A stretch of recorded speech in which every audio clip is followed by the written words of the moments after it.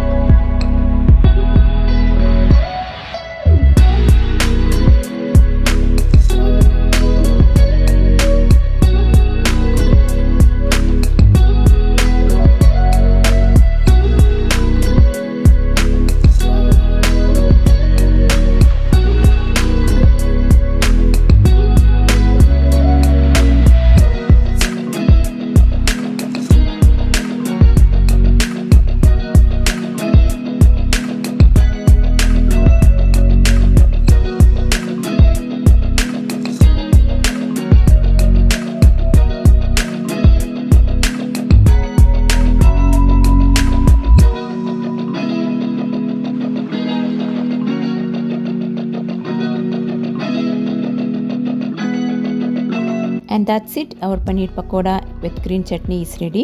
This quick paneer snack is simple, delicious and sure to become a favorite evening treat. Let's end the day with a comforting dinner.